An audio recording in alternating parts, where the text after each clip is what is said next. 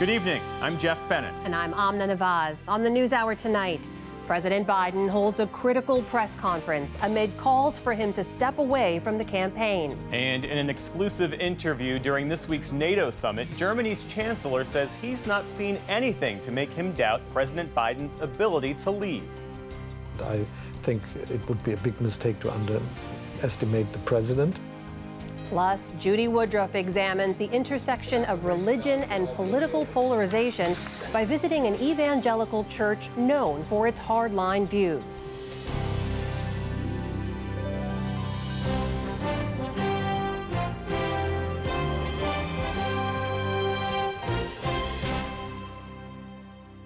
Major funding for the PBS NewsHour has been provided by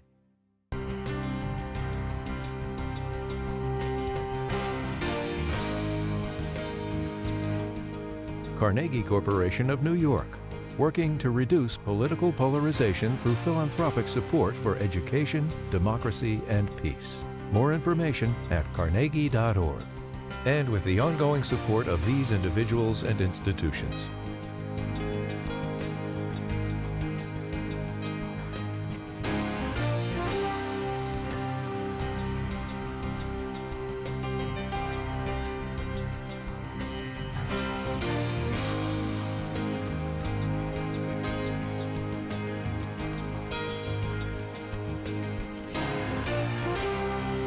This program was made possible by the Corporation for Public Broadcasting and by contributions to your PBS station from viewers like you. Thank you. Welcome to the NewsHour. President Biden is facing a high-pressure moment, preparing to hold his first solo press conference in several months at the NATO summit in Washington. It's a major public test for the president's re-election campaign as he faces questions over his stamina and his health. Earlier today, 3 of the president's top campaign advisors met with Senate Democrats behind closed doors to address concerns over his political future. Some lawmakers expressed skepticism before and after the meeting. What's the main objective in the room today? To find consensus? To make sure the health and well-being of the president is able to do the job. If things stay as they are, it's likely that Donald Trump will win the election and it will lose the Senate and will lose the House. He has to continue to allay those concerns that have been expressed by the American people more than myself or my colleagues. The voters are what matter. And our White House correspondent Laura Barón Lopez is at the NATO summit and joins us now. So, Laura, what has been the response from the Biden team to these latest calls from more lawmakers for him to step aside? Amna, President Biden, some of his closest advisors went up to the Hill today to meet with senators. That included campaign chair Jen O'Malley Dillon and 2 of his top advisors in the White House, Steve Ricchetti and Mike Donilon. Now, senators were pretty mum coming out of that meeting. They weren't really offering much, but we know that what those advisors were trying to communicate to the senators was that they still have a pathway to 270, multiple pathways, they say. And we got a taste of what the Biden administration, what the Biden campaign's argument is in a memo that Jen O'Malley Dillon, the campaign chair, sent out to supporters today and also sent internally to the campaign staff. And in that memo, O'Malley Dillon says that there was no sea change after the debate and that they have multiple pathways to 270. She said, quote, "Right now, winning the blue wall states, Michigan, Wisconsin, and Pennsylvania, is the clearest pathway to that aim, but we also believe that the Sun Belt states are not out of reach." The consensus being across internal and public polling is that everything remains within the margin of error for the president and that he can ultimately still win this. Meanwhile, Laura, every moment for the president becomes a kind of high-stakes test. You're about to go walk in to this press conference he's going to give at NATO during this summit. The first time he's taking questions from a group of reporters since the debate. What do you expect to happen in there?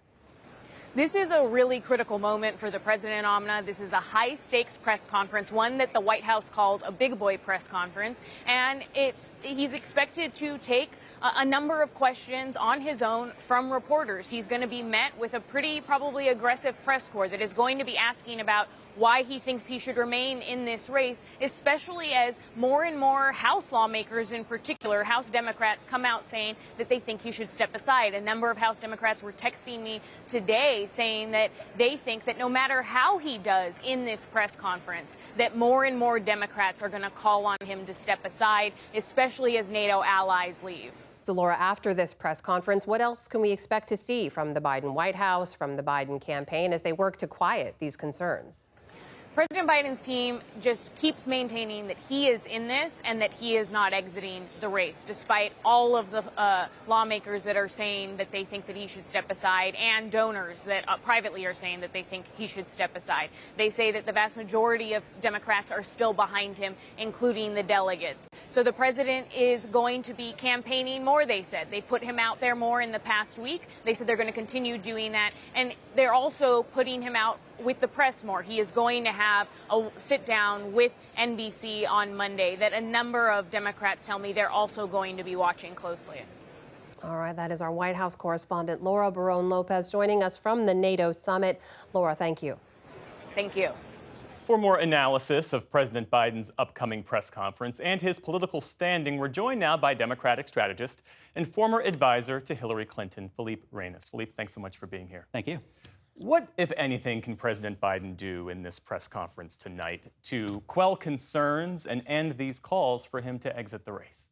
Honestly, I would say nothing, because everyone is so dug in that there's confirmation bias, and that if you want him to have to leave, you're going to find plenty of things in what he says and how he says it and how he looks to walk away with that.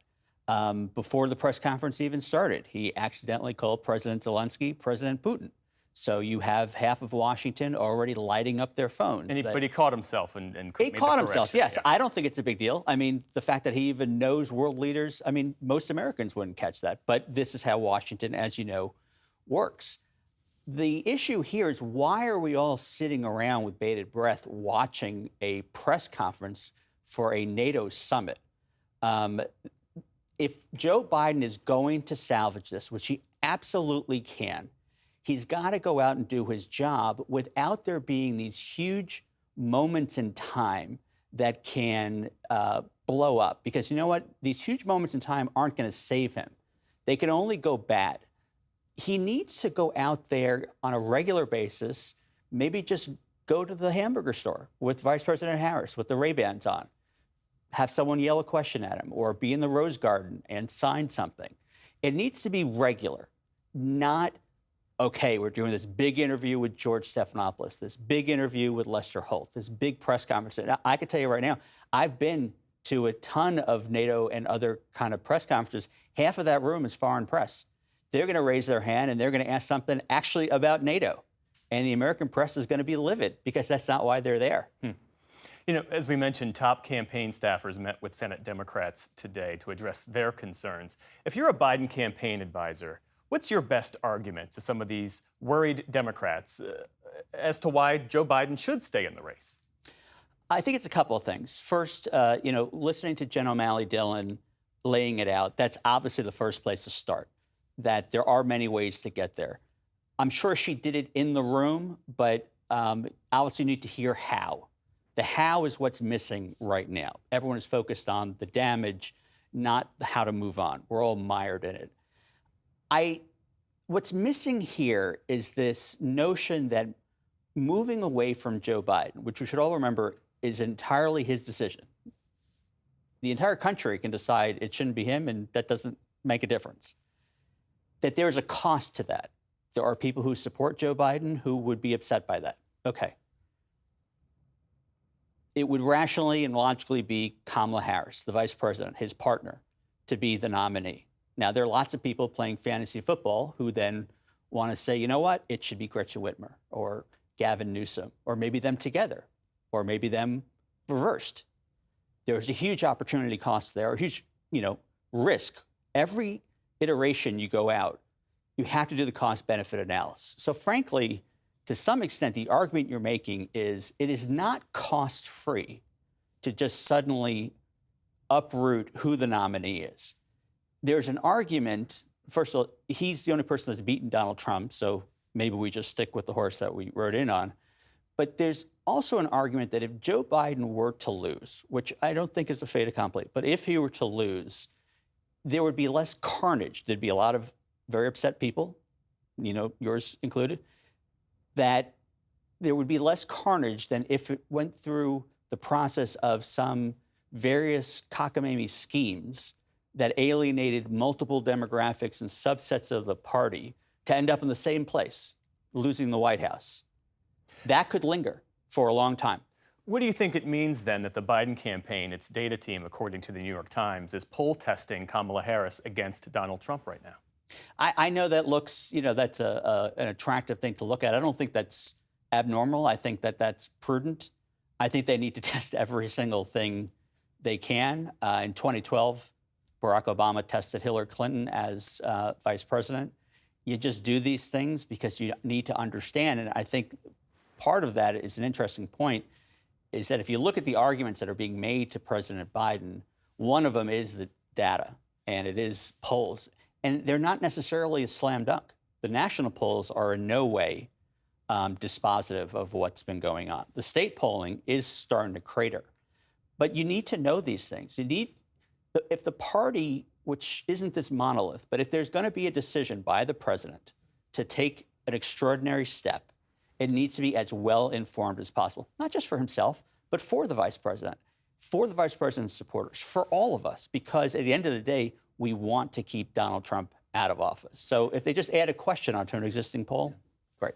You're a veteran Democratic strategist. How much damage do you think these last 2 weeks since this debate has done, not just to President Biden, but to the ticket, the Biden-Harris ticket?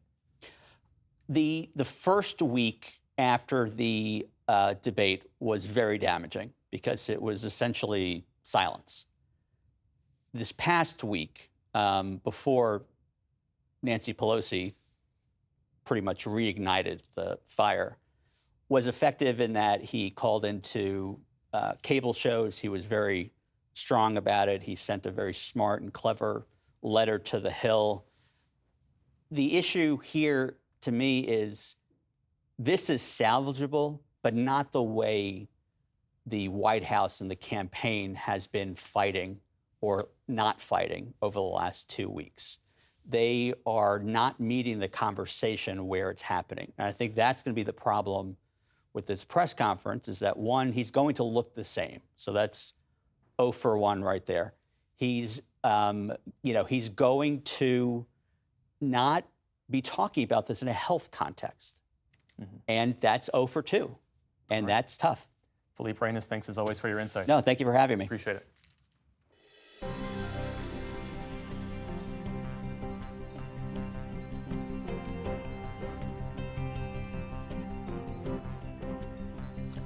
We begin our look at the day's other headlines with the latest NATO support for Ukraine.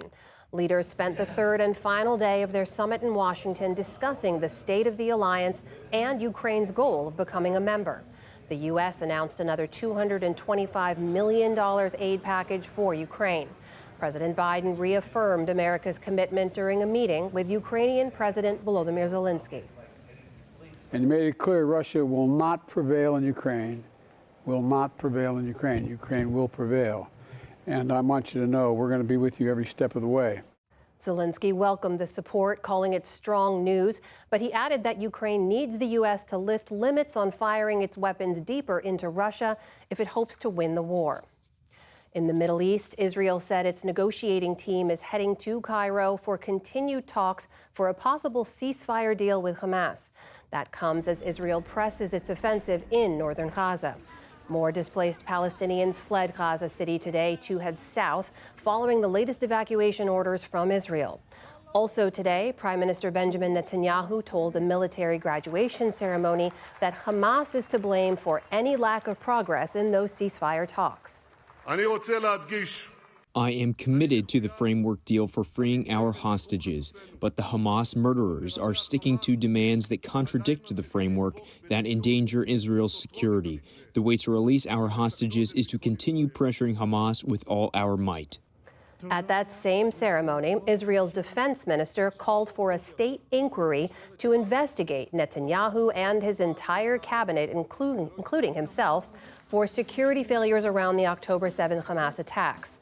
Yoav Gallant said that the probe, quote, must be objective. It needs to investigate all of us, those who make decisions and those who carry them out, the government, the military, and the security agencies. There is relief in France tonight after firefighters put out a blaze at the city of Rouen medieval cathedral. Cell phone video captured smoke billowing from the spire around midday. Authorities have not provided a cause, but reported only minor damage after the fire was put out. The cathedral was a favorite subject of Impressionist Claude Monet and is considered one of the finest Gothic churches in France. The scene was eerily similar to the 2019 fire that devastated Notre Dame Cathedral in Paris. The landmark is set to reopen in December after a major restoration. The storm system that was Hurricane Beryl has now pushed into Canada, but not before dumping torrential rains on Vermont. At least one person has died and more than 100 others had to be rescued after more than 6 inches of rain fell in some parts of the state. Roads became rivers as rushing water slammed into businesses and homes. I don't even know how much water came from where, because I mean, there's just mud everywhere now, and I haven't been inside. I don't know what's going on. This is, in my impression, catastrophic. I've just never seen anything like this. The images today echoed scenes from when the state was swamped by deadly downpours at exactly this time last year. In the meantime, in Texas, energy officials say that 500,000 customers still won't have power by next week. Beryl knocked out electricity to 2.7 million homes and businesses when it made landfall there as a Category 1 hurricane on Monday. Frustration has been growing over the pace of getting power restored. The U.S. House of Representatives rejected a Republican effort to hold Attorney General Merrick Garland in inherent contempt for refusing to turn over recordings of President Biden's interview from his classified documents case. The lawmakers wanted to fine Garland $10,000 a day until he did so. 4 Republicans joined all Democrats in rejecting the measure. It was the latest such effort by GOP members who voted last month to hold Garland in contempt of Congress. Even if the resolution had passed, it was unclear how it would have been enforced. U.S. consumer prices dipped last month for the first time in 4 years. The Consumer Price Index, measuring the costs of everyday staples like gas, groceries, and rent, fell by 0.1% from May to June. That's the first monthly decline since May of 2020. Prices are still, though, 3% higher than the same time last year. But the cooling prices are welcome news for Federal Reserve officials as they consider whether to cut interest rates. And on Wall Street today, stocks struggled following that inflation data. The Dow Jones Industrial Average added about 30 points for a minimal gain. The Nasdaq dropped by more than 360 points after hitting records for 7 straight sessions.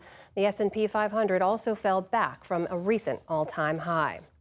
And a passing of note. Actress Shelley Duvall died in her sleep at her Texas home, according to her longtime partner. Duvall was a protege of director Robert Altman, starring in 7 of his films, including Nashville and 3 Women. But many fans will remember Duvall for her role opposite Jack Nicholson in Stanley Kubrick's The Shining.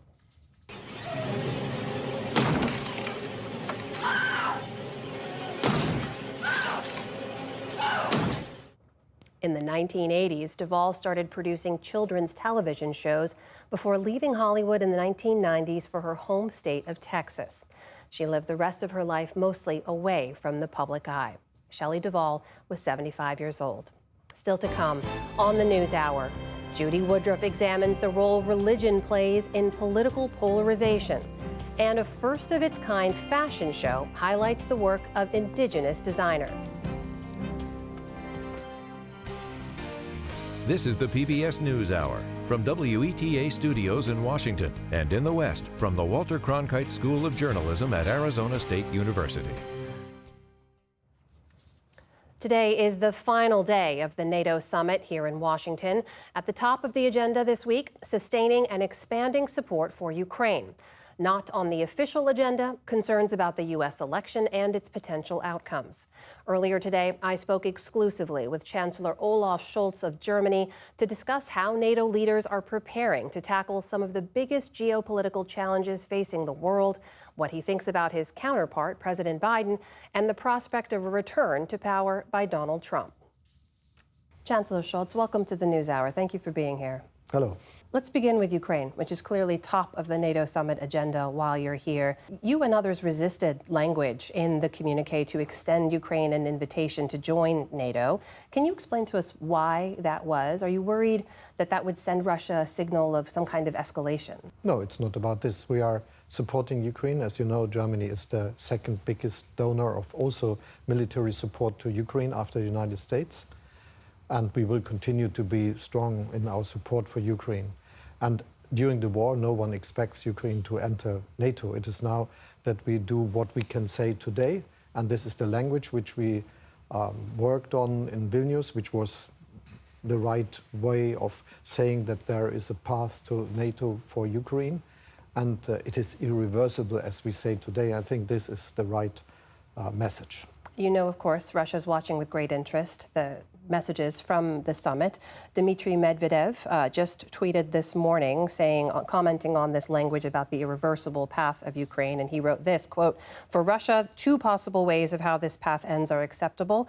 Either Ukraine disappears or NATO does. Still better, both." What's your reaction to that? Oh, the comments of Medvedev are becoming more and more strange, to be very honest. But in a way, it shows that our language is absolutely clear. And so it's good to hear this after we have talked in the beginning about the language of the NATO meeting here. It's a strong message about the irreversible path, and it's the right thing to do. If the goal continues to be to get Ukraine everything that it needs to win this war, then there is the question of why you haven't yet authorized sending the Taurus missiles, those long-range German cruise missiles, because the U.S. has sent their version and the ATACMS, the U.K. has sent their version. So why isn't Germany sending yours? As I already said, Germany is the second biggest supporter of Ukraine, also when it comes to weapons. We delivered everything which is important for air defense. 3 Patriot systems, the biggest number from all countries, and we invite many others to do more. We delivered howitzers and tanks, and we continue to do so. So this is our way of doing support. And our decision is that we will not deliver weapons which have a long range and where we do not have enough control about what will happen if they will be used at aims that are far away. But I take that to mean, just to put a clear point on this, you would not trust Ukraine not to use those longer range weapons in a way that you fear could escalate the conflict. I trust them, and we are working together intensely, and we took all the necessary decisions for Ukraine that they could defend their country, also together with the United States, giving them the chance to be more effective in defending their own country so that they can go against Russian troops. We know that you and the other NATO allies and the rest of the world are watching this upcoming U.S. election with great interest. It was last month you said that you believe President Biden is likely to win a second term. You've said this week that you don't have any concerns about his health, as other folks have raised questions. We have, since that debate performance, though, we've seen the biggest shift in polls here in the U.S. away from him and towards former President Trump that we've seen to date. Do you still believe that he is likely to win? I'm not someone that is able to say how will be the outcome of American elections, but I think it would be a big mistake to underestimate the president. He is successful in doing the necessary things, for instance, in organizing the NATO alliance, and his leadership was very important in the last years and months, and also preparing this very meeting here in Washington. And he is also a successful campaigner. So I think it is the American people that will take a decision. And I just can tell you from my perspective as someone that is speaking with Biden, he is very focused and he is very intensely doing what a president of the United States has to do for leading the alliance. You've been in a sort of unique position this week. You've been meeting with him, you're watching him work. Have you seen any moments at all in your latest interactions with him that tell you in any way he is not up to another 4 years? No. And can I also ask, did you watch the debate that has created so many headlines here? Yes, I did. You did? To be honest, everyone in Europe is very much interested in the politics within the United States because the United States are the strongest superpower in the world, and it's our most important ally, so we are trying to understand what goes on. And as you watched it, nothing that you saw gave you any concern or reason for pause? I think that he made his points, and he argued why it is necessary to work on a good cooperation globally without friends and allies of democratic states, and he was very clear and focused on questions of national politics. Mr. Biden, as you mentioned, has been a strong and a vocal defender of NATO, of its role in the world. How much do you think is at stake for the alliance in this upcoming U.S. election? The alliance is important for the security of the United States, of Canada, and of all the European states on the other side of the Atlantic. I think it is necessary that we understand that though there might be differences between the states joining the alliance, it is not about the basic principles of how to run a country and about democracy, as I said. Under a potential second Trump presidency, however, does your view on that change? I mean, this is someone who sent mixed messages on the alliance. He's previously called it obsolete. He's explicitly warned that the U.S. would not step in to defend NATO allies who haven't met that 2% of GDP defense spending target. What happens to NATO under a President Trump? I met during all the years many people from the Congress, bipartisan, from all parties. I will say that there is constantly a clear understanding of both parties that NATO is in the interest of the United States, and this commitment is very strong. So I think that this is how American politicians who are in the security community think about this question, and I'm sure that this will continue for the next decades. Do you believe Mr. Trump shares that view of NATO's importance? In the end, this was the experience we had during the last presidency of Trump, but it is nothing where I will speculate about. I'm just knowing that Republicans and Democrats are very clear in this question. Have you yourself been in touch directly with former President Trump? I met him when he was president. Yeah. And not since then? That's a no. I met him when he was president. Okay. As a mayor and as a finance minister and vice chancellor at that time when my predecessor was going together with me to these meetings of G7 and G20. But not since he left office here in the U.S.? No.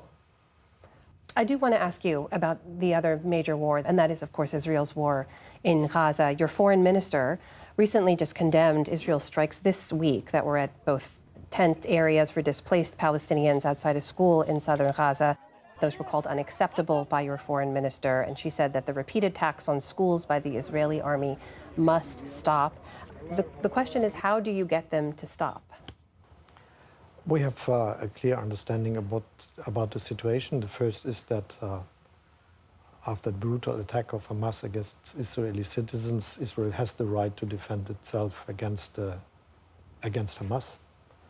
And right from the beginning, we were very clear, saying that this has consequences for the way of doing this war against Hamas, reducing the civilian casualties. We discussed about the need for humanitarian aid to get to Gaza. We discussed about the question of West Bank and that there should be not an enlargement of settlements and that there should be no attacks against Palestinian civilians in West Bank.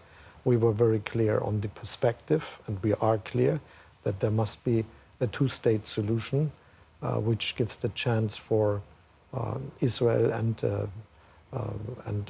Palestinian state consisting of West Bank and Gaza to live peaceful together. At the same time, Chancellor, there have been expansions of the settlements in the West Bank, and there have been tens of thousands of civilians killed. So what can be done at this point? We have to be clear, and as friends of Israel, we have to be especially clear. And this is what we do, the United States do, as far as I see it, and many others also. So that's what we can do. I'd like to ask you also about our colleague in journalism from the Wall Street Journal, Evan Gershkovich, who is being held in Russia. There's a convicted Russian assassin by the name of Vadim Krasikov who remains jailed in Germany. And there were reports that you were willing to trade him for Evan and for Alexei Navalny when he was alive before he ended up dying in a Russian prison. Can you confirm those reports? Were you willing to make that trade? You don't really expect that I will be very clear on questions like this. We are very active to help those who are imprisoned in Russia. And this is an activity we are doing together with others. And yes, that's what I will say here. I guess the question is relevant today because there remain so many Westerners and Americans jailed in Russia.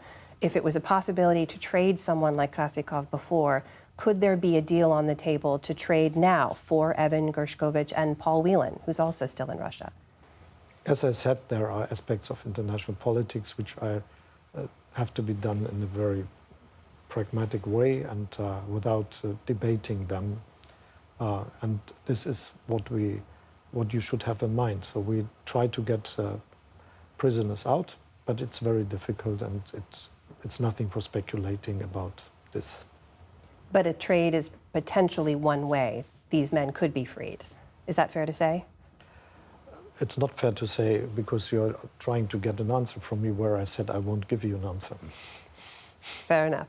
Chancellor, I want to ask you about issues back home in Germany and across Europe. The rest of the world has been watching recent elections there with great interest as well. You expressed some relief that the far right in France did not prevail in their recent elections. Germany is, of course, reckoning with its own rise in a far right party in the Alternative for Germany party. How worried are you about the rise of those far right forces in Germany? I'm worried about the rise of far right forces all over the world, and especially in many of the rich countries. We have to understand why this is happening. We have always to understand that the big majority of people is not agreeing with them in all these countries. And, but we have to develop a strategy which is making it more sure that the support for them will decrease. But it is a time where we have to organize that the change will be successful, not just from an abstract perspective, but also if we look at the individual perspective of people who look at themselves or those who are like them. I found it interesting in reaction to the success of some of those far-right parties in recent European elections. You called it a decisive turning point in politics, and you attributed much of that to really a public loss of trust in mainstream politics. So how do you and other leaders facing this similar challenge, how do you get that trust back?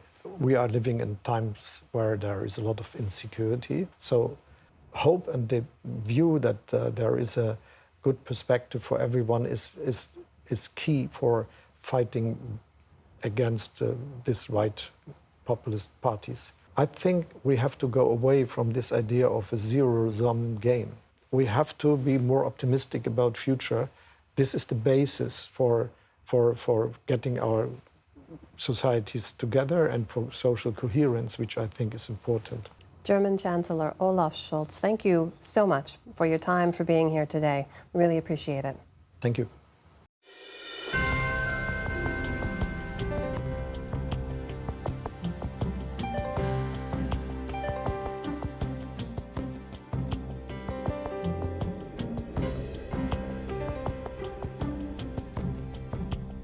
We turn now to religion in America and the political divide. In her last story, Judy Woodruff reported on the decline among white Christian churches and the influence of politics. Tonight, she visits an evangelical church in Tennessee that's bucking the trend, seeing strong growth as it's leaned into hardline politics. It's part of her ongoing series on divisions, America at a Crossroads. In a country where many pews increasingly sit empty, twice a week in Mount Juliet, Tennessee, outside of Nashville, hundreds gather to sing, worship, and find community in the converted tent of Global Vision Bible Church. They are led by Pastor Greg Locke, a one-time fundamentalist Baptist who gained fame and followers over the past decade while taking hard-line positions on issues like gender-neutral bathrooms in Target stores. What you are targeting are perverts, pedophiles, people that are going to harm our children. Calling COVID-19 a hoax. If they go through round 2 and you start showing up all these masks and all this nonsense, I'll ask you to leave. I will ask you to leave. Claiming that Democrats could not be Christians. You cannot be a Christian and vote Democrat in this nation. They are God-denying demons that butcher babies and hate. And spreading election fraud claims. Global Vision Bible pastor Greg Locke told me he was at the U.S. Capitol getting to the steps, praying and preaching while the insurrection went on behind him. There was a time, I think, that maybe I felt it was my responsibility to play to the division a little bit more maybe than I do now. And I'm very demonstrative, I'm very conservative, very well known and outspoken for my political and religious beliefs. But I think we're at a place that if we don't figure out now how to bridge the chasm, we're never going to. You consider yourself an evangelical? Yes, although that is a hijacked term, I think, in the day and age in which we live, because there was a time that if you said you were an evangelical, it really meant a handful of things. You believed in the inerrancy of Scripture, the second coming of Christ, Jesus Christ is the only way to heaven, and you shared your faith.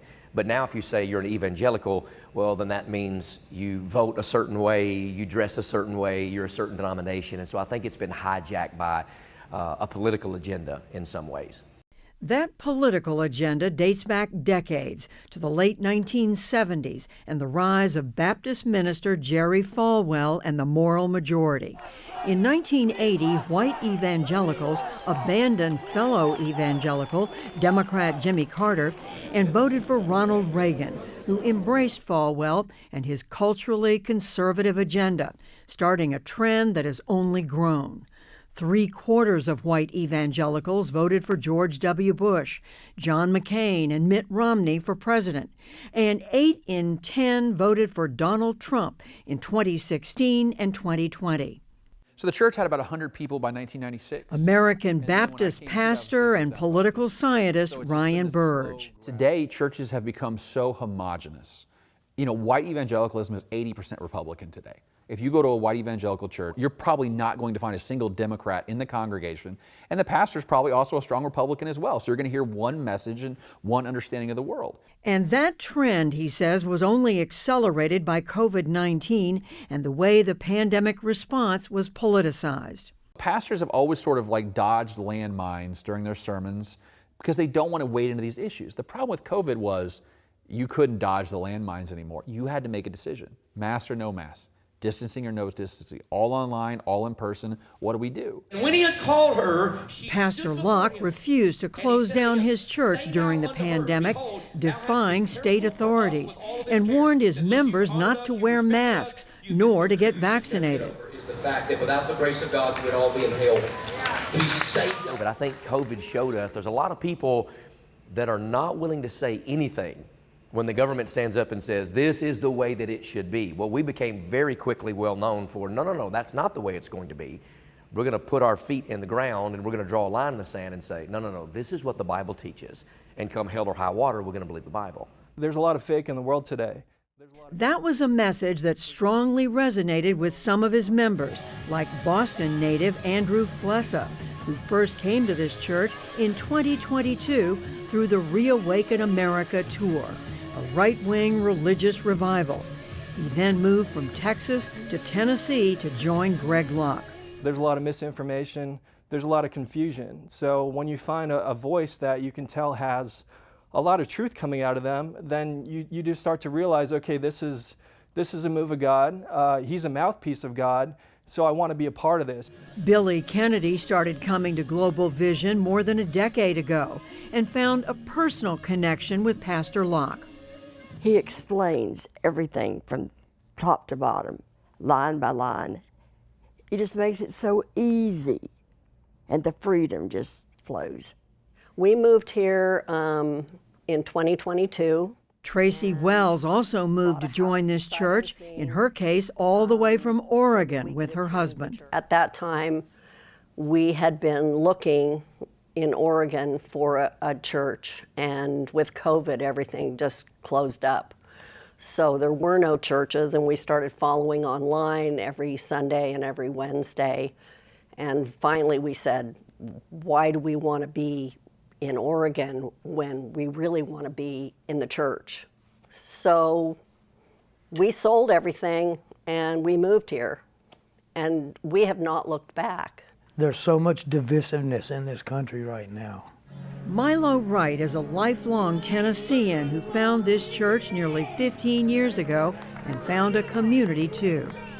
Whether it be political, whether it be religious, there's just too much lukewarmness in the church where people aren't firm in their beliefs. They're not firm believers of the Bible because they allow things to creep into their church that shouldn't be there. Thou man of God. For this group, their church and their faith greatly inform the way they view politics and their choices in this year's presidential election. It's whoever stands with Israel. And at least in President Trump's last go-around, he was much more close with Israel, much more pro-Israel. And Biden has not been very strong in terms of Israel.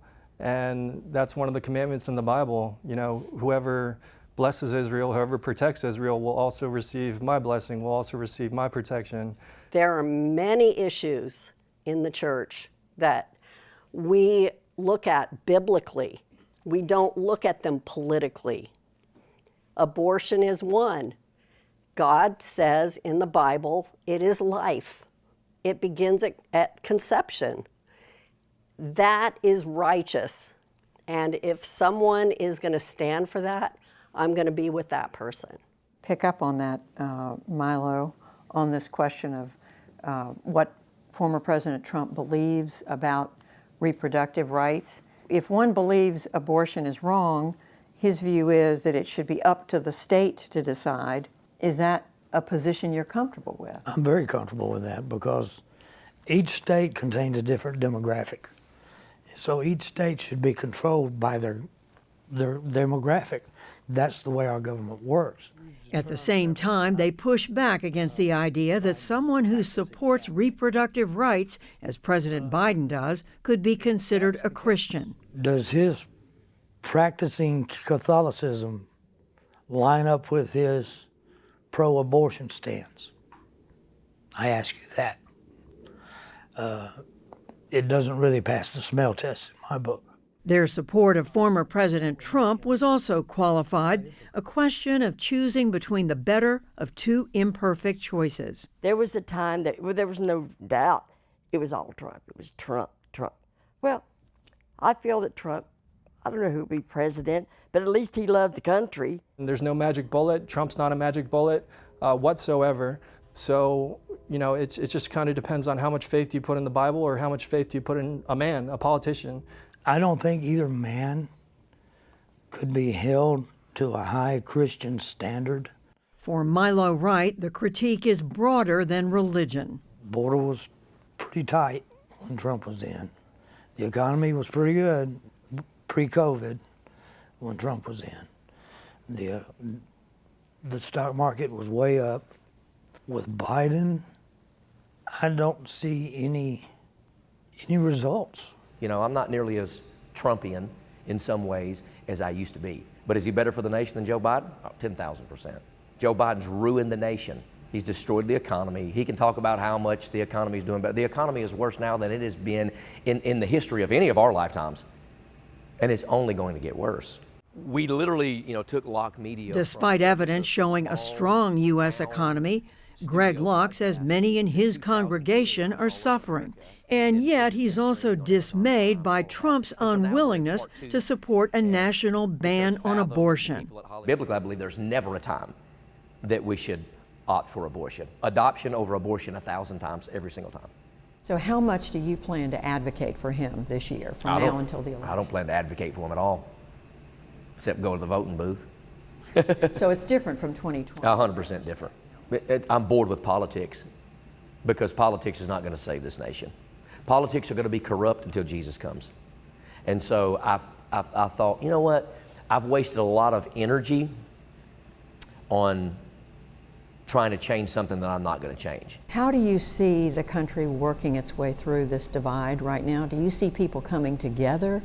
Do you see one side weakening? I don't know that either side is weakening. I think both sides are emboldening themselves, and I think that's going to be dangerous. I don't know what that looks like.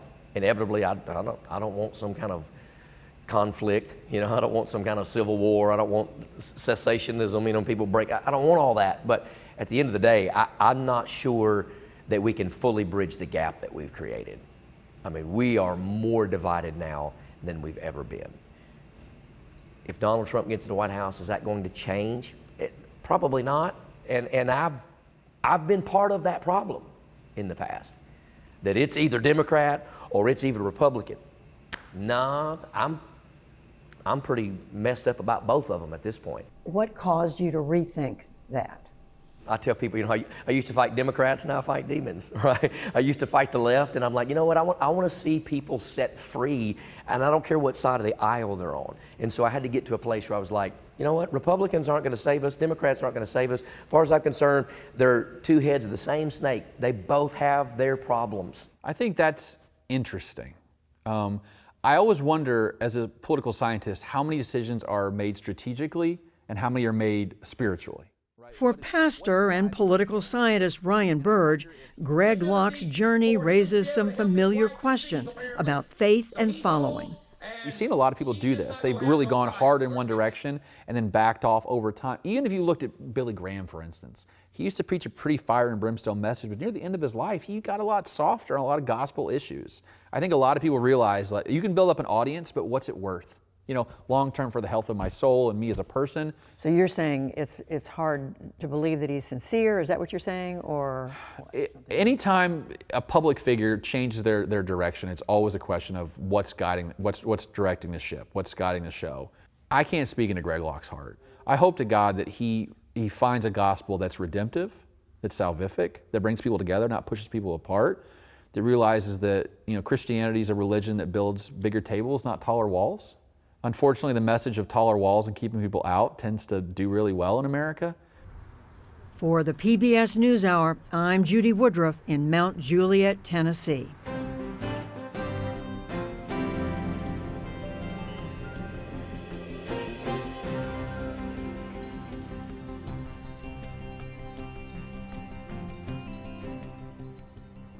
A first in the fashion world happened in Santa Fe, New Mexico recently, putting a burgeoning fashion sector on the map.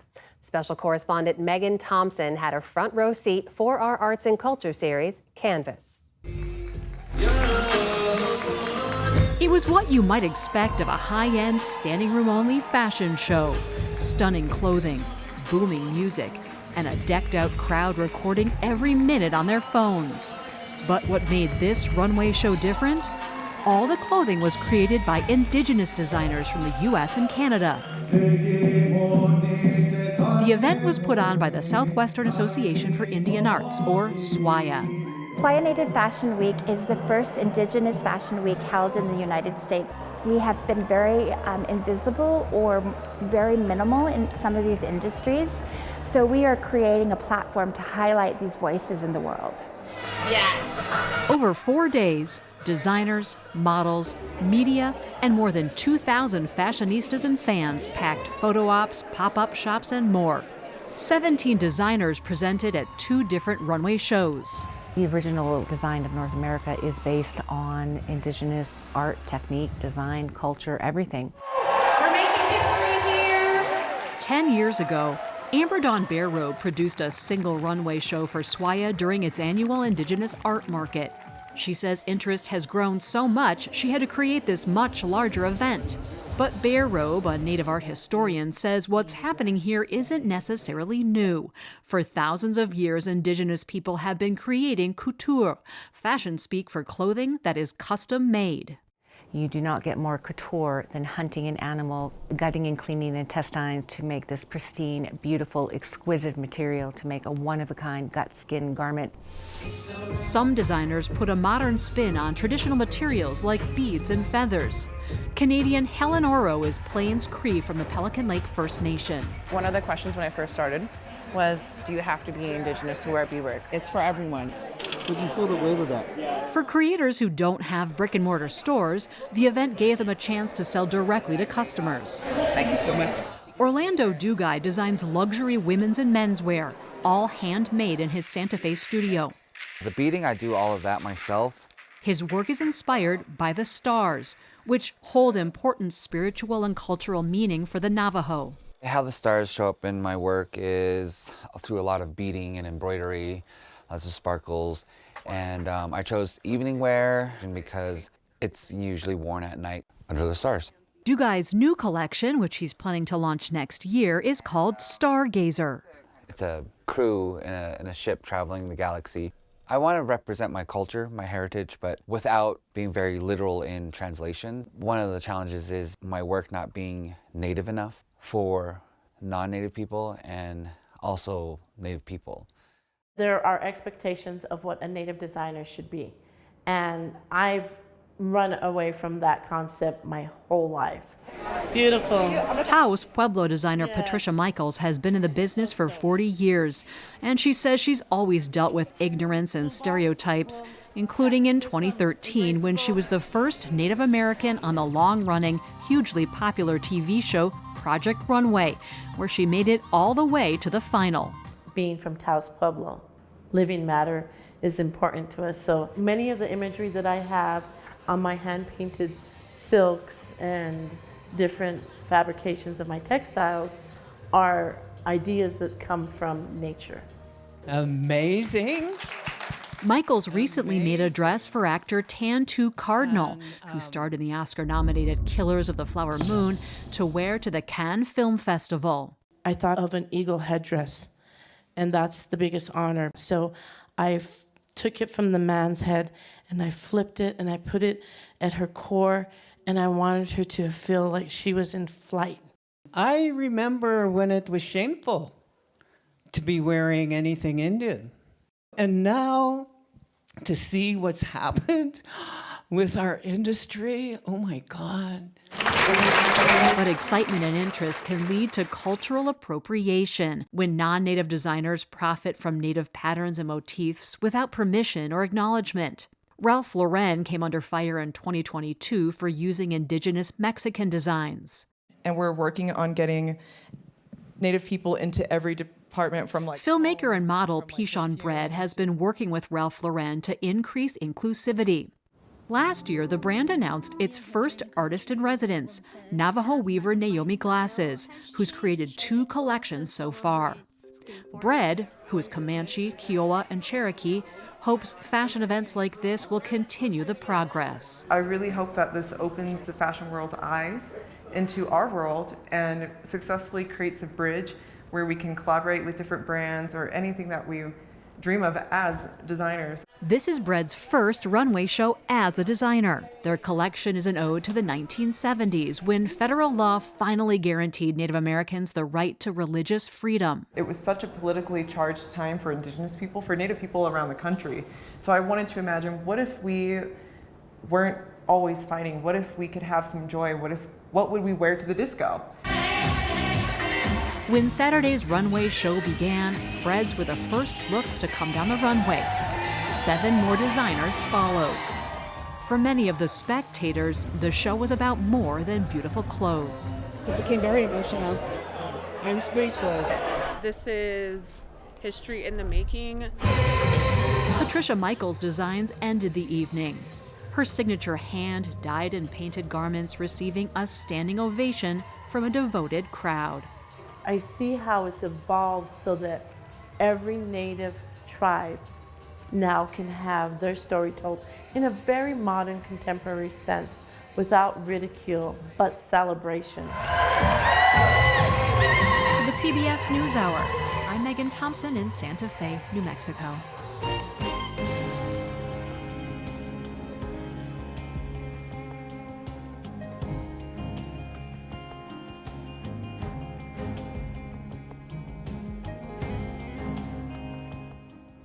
And remember, tonight you can watch President Biden's full press conference online at pbs.org/newshour and on our YouTube page. And we'll have more analysis of the state of the presidential race both online and tomorrow night here on this program. And that is the NewsHour for tonight.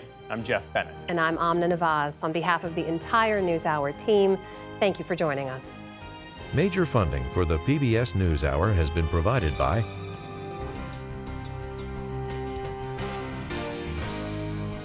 the ongoing support of these individuals and institutions, and friends of the NewsHour, including Leonard and Norma Chlorfine, and the Judy and Peter Bloom Kovler Foundation.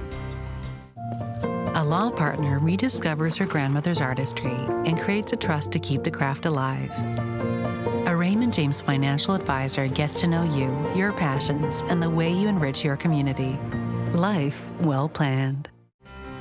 The Ford Foundation, working with visionaries on the front lines of social change worldwide. And with the ongoing support of these institutions.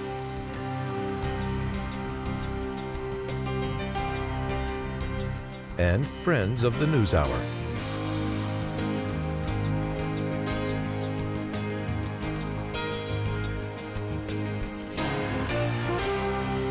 This program was made possible by the Corporation for Public Broadcasting and by contributions to your PBS station from viewers like you. Thank you.